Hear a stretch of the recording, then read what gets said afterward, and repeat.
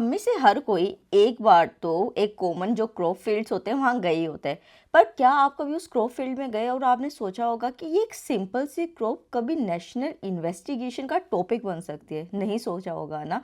आज हम डिस्कस करेंगे कि कैसे एक सिंपल सी क्रॉप बायो टेररिज्म का सोर्स बन सकती है। Hello everyone, welcome back to prep helper, your own next generation UPSC platform. I am doctor Kanishka Kaushik और आज हम बहुत इंपॉर्टेंट टॉपिक आपके यूपीएससी एग्जाम के लिए डिस्कस करने वाले हैं। तो लेट्स स्टार्ट। लास्ट मंथ एक केस आया था जिसमें एक टॉक्सिन का इन्वॉल्वमेंट था, डेट इज रिसिन। ठीक है, गुजरात एटीएस से कैसे वो रिसिन टॉक्सिन पहुंचा नेशनल इन्वेस्टिगेशन एजेंसी के पास, उसके बारे में आज हम डिस्कस करेंगे। तो लास्ट मंथ गुजरात में एक केस निकला जिसमें रिसिन, जो कि एक बहुत बड़ा टॉक्सिक मटेरियल है, उसको पाया गया और उसका जो कनेक्शन था वो हैदराबाद डॉक्टर के पास पाया गया। दिस इज द कॉन्टेक्स्ट जो मैं आपको बताना चाहती हूँ। अब हमें बेसिकली समझना है कि जो बायो टेररिज्म है, जो इंडिया में एकदम से अभी हमें दिखाई दिया, वो कैसे ग्लोबल लेवल पे हार्म कर सकता है। क्या आपने कभी सोचा होगा कि आप एक क्रॉप फील्ड में गए जहाँ पे कैस्टर बीन्स लगे हुए हैं और उस कैस्टर बीन को जब आप अपने हाथ में देख रहे हो, क्योंकि हम सभी ने कैस्टर ऑयल को कभी ना कभी यूज़ किया होता है, तो उसके अंदर एक इतना टॉक्सिक केमिकल है, डेट इज रिसिन, जो कि केमिकल वेपन्स कन्वेंशन में शेड्यूल 1 के अंदर रखा गया है, क्योंकि ये हाईएस्ट रिस्क सब्सटेंस है इन द वर्ल्ड। ये ज़्यादा हार्मफुल क्यों है? अगर किसी के हाथ में गन है, बॉम्ब है या फिर ऐसी कोई चीज़ है जिससे हमें लगता है कि हार्म हो सकता है, तो उससे हम बच सकते हैं। बट रिसिन जब हमारे सामने होगा या फिर हमें पता भी नहीं होगा, क्योंकि उसमें कोई स्मोक नहीं है, उसमें कोई नॉइज़ नहीं है, इवन वो दिखाई भी नहीं देता है। तो जो मैंने आपको पहले कहा था, अब यहाँ आपको बायो टेररिज्म की डेफिनेशन समझना बहुत जरूरी है।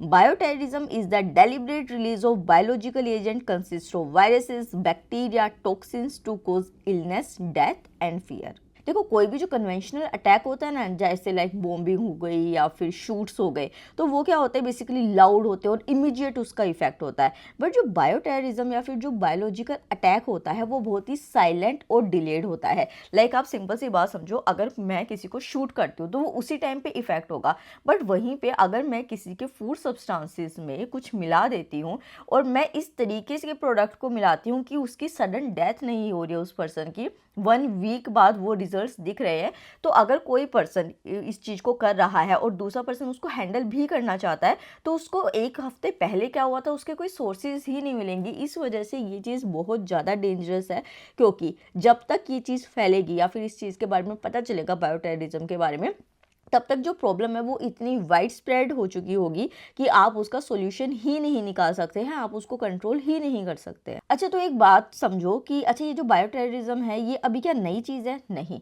अगर आपको हिस्ट्री में मराठास का याद होगा, तो गोरेला वॉरफेयर में वो क्या किया करते थे कि जो वेल्स हुआ करते थे वो उसके अंदर जहर डाल दिया करते थे, उसको पॉइजन कर दिया करते थे, जिसकी वजह से क्या होता था, जो एनिमी हुआ करते थे, आर्मी हुआ करती थी उनकी, वो उस पानी को जब पीती थी तो उनकी डेथ हो जाती थी। तो एंशिएंट टाइम में ये होता था। और मिडल एजेस में क्या होता था कि अगर कोई पर्सन होता था जिसकी डेथ किसी हार्मफुल डिजीज के, मतलब ऐसी डिजीज से हुई होती थी कि जिसका वायरस या बैक्टीरिया बहुत जल्दी फैलता था, तो उसको स्ट्रीट्स पे रख दिया जाता था जिससे कि वो डिजीज ज़्यादा लंबी फैले।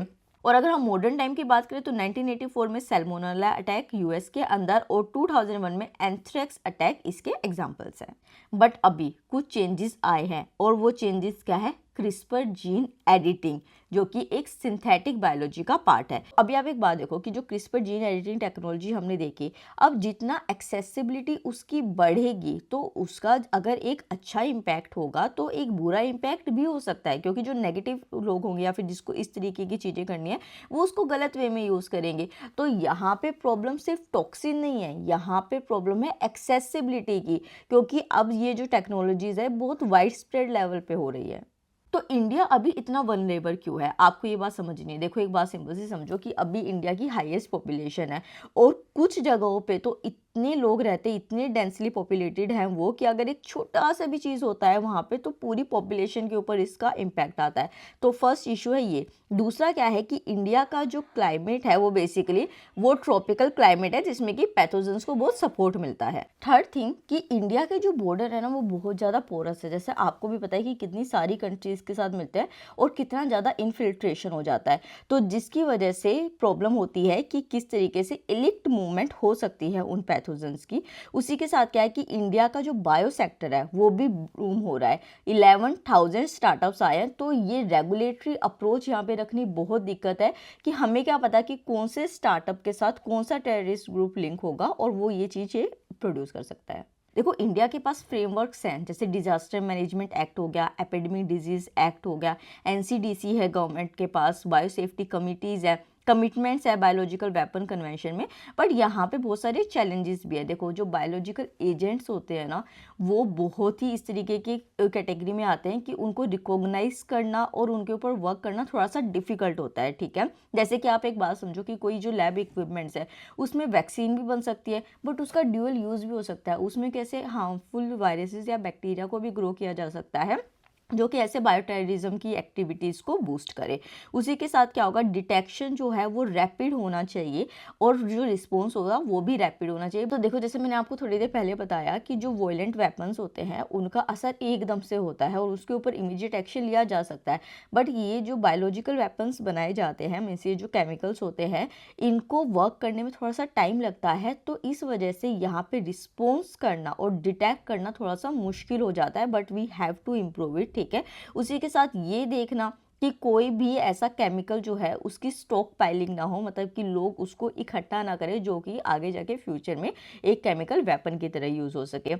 तो यहाँ पे जो एक्सपर्ट्स आर्ग्यू करते हैं वो करते हैं कि हमारे पास एक नेशनल बायो सिक्योरिटी एक्ट होनी चाहिए, second stronger bio safety oversight होनी चाहिए कि हम पहले से तैयार हो कि फ्यूचर में आगे क्या हो सकता है, फिर एक यूनिफाइड बायो सिक्योरिटी अथॉरिटी होनी चाहिए जो कि एक इंटीग्रल वे में काम करे, यहाँ पे बेटर जीनोमिक सर्विलियंस होनी चाहिए और उसी के साथ AI based early warning system होनी चाहिए जिससे कि लोग जल्दी से जल्दी अवेयर हो सके और ऐसी किसी चीज़ को कंज्यूम ना करे या ऐसी किसी जगह पे ना जाए जहाँ पे ऐसा कुछ खतरा है। तो यहाँ पे इससे आपको क्या समझ आया कि जो चैलेंज है वो बैलेंस का है सारा, ठीक है। तो ये टॉपिक आपके लिए बहुत ज़्यादा इंपॉर्टेंट है, आपको ये समझ आया होगा। इसमें प्रीलिम्स और मेंस दोनों के आपके टॉपिक निकल के आते हैं।